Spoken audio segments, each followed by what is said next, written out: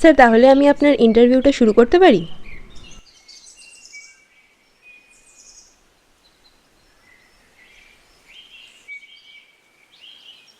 তা সুভাষবাবু, আপনার কাছে আমার প্রথম প্রশ্ন এটাই যে আপনার চোখের দৃষ্টি চলে যাওয়ার পর জীবনটা আপনার কাছে কতটা কঠিন হয়ে পড়েছিল? Not much. প্রথম দিকে সমস্যা হতো বই কি, but after some time my body get use to it. সত্যি, আপনার মতো চিন্তাধারা আর মনোবল থাকলে যে কোনো মানুষই নিজের লাইফের সমস্যা খুব সহজেই সমাধান করে ফেলতো। Well, life is full of challenges and you need to overcome them to survive.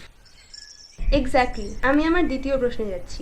আচ্ছা সুভাষবাবু, আপনার জীবনে কি কখনো ভালোবাসার আলো পড়েছে? পড়েছিল একবার।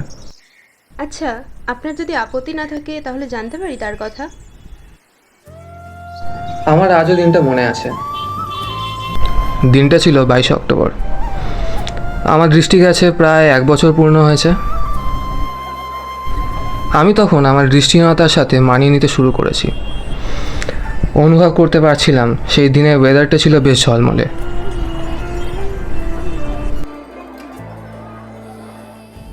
এমন সময় একটি মেয়ে আমার কম্পার্টমেন্টে আসে।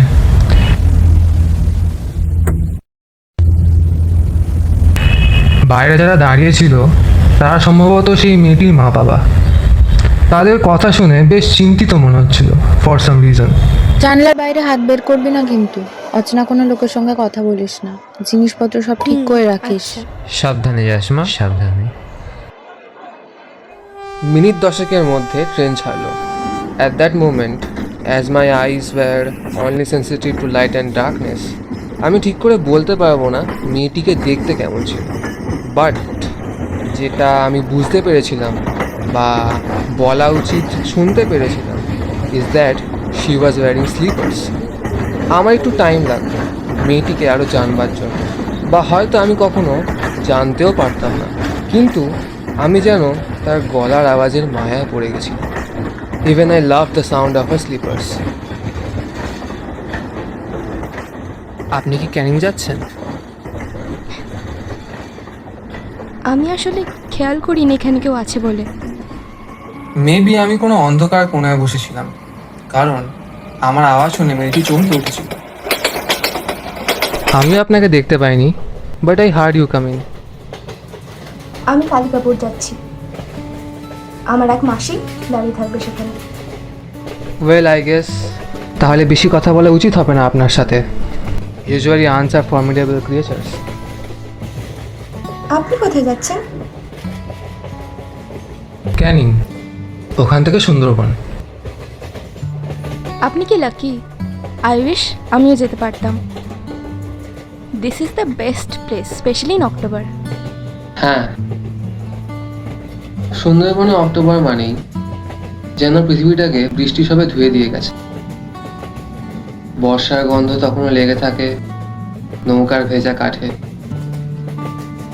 কাদা মাটির পাড়ে, আর ম্যাংগ্রোভে ফাঁক দিয়ে বয়ে যাওয়া স্যাঁতস্যাঁতে হাওয়ায়। স্পেশালি শীতের ঠান্ডা ঠান্ডা মেজাজ, আর তার সাথে একটা ছোট্ট glass of brandy. Best time indeed. মেয়েটি আর কিছু বলল না, কিন্তু আমি বুঝতে পারছিলাম না যে আমার কথাগুলো কি ওর মন ছুঁয়ে গেল, নাকি শুধুমাত্র আমায় পাগল ভাবলো। আচ্ছা, বাইরেটা কেমন দেখাচ্ছে বলতে পারবেন? আপনি নিজেই দেখে নিন না। আমি কেয়ারফুলি জানলার কাছে গিয়ে বাইরে তাকালাম। ট্রেনের ঝিকঝিক আওয়াজ, হর্নের শব্দ শুনতে পাচ্ছিলাম, and in my minds I could see telegraph post flashing by. আচ্ছা, একটা জিনিস লক্ষ্য করেছেন? মনে হচ্ছে না আমরা এক জায়গায় বসে আছি আর সবকিছু দূরে চলে যাচ্ছে। That's usual. আচ্ছা, আপনি কি কোনো পশু দেখতে পাচ্ছেন বাইরে? না, আমি জানতাম আমাদের ট্রেন যে রেল লাইনের ওপর দিয়ে ছুটে চলেছে, বছরের এই সময় খুব একটা পশু পাখি দেখা যায় না এখানে।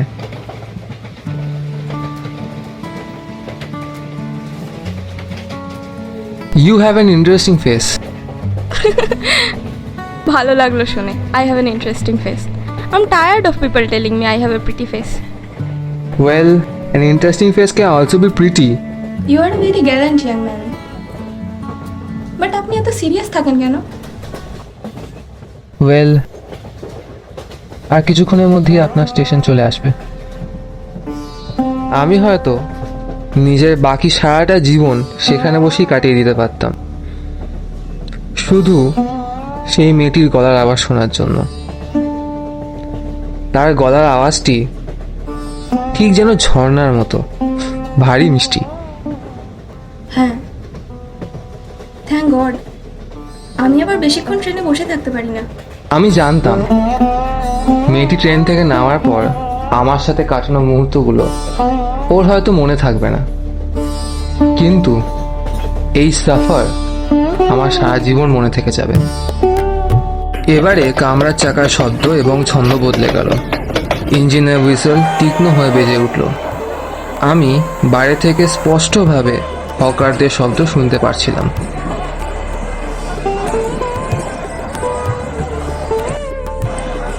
আমি ভাবতে লাগলাম, তার চুলগুলো কি খোপা করে বাঁধা ছিল নাকি বিন করা?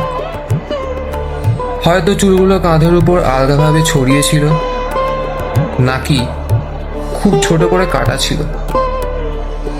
আমি নিজের হাত বাড়িয়ে সেই মেয়েটির চুলগুলি ছোঁয়ার চেষ্টা করলাম, কিন্তু এমন মনে হলো তার আগেই সে আমার সামনে থেকে চলে যায়। যা রয়ে যায় আসছি। তা হলো তার চুলের গন্ধটুকু। সরি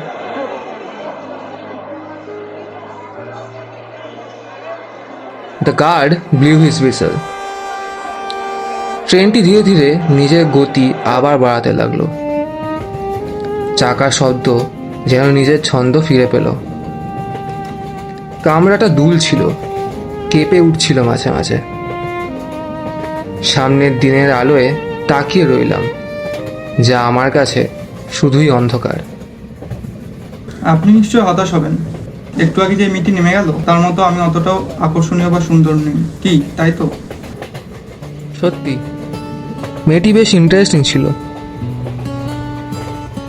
আচ্ছা, একটা কথা বলতে পারবেন, ওর চুল লম্বা ছিল না ছোট? আমি তো অত কিছু লক্ষ্য করিনি, কিন্তু হ্যাঁ, মেয়েটির চোখ দুটি খুবই সুন্দর ছিল। কিন্তু কি আর করা যাবে, সেগুলো কোনো কাজের নয়। মানে? কেন, আপনি খেয়াল করেননি মেয়েটি তো অন্ধ ছিল?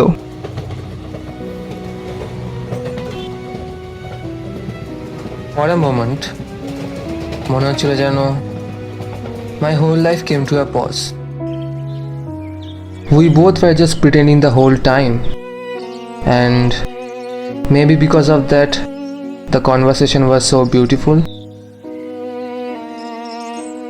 জানো, আমাদের জীবনে এমন কিছু মানুষ আসে যারা খুব টেম্পোরারি সময়ের জন্য আমাদের জীবনে থাকে,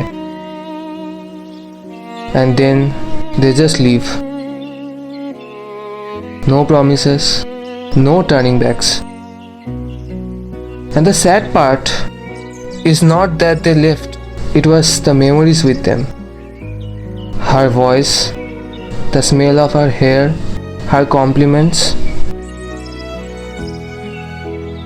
Maybe it's life, not finding people, just sharing shadow with some people until the next station arrives. আফসোস হয়?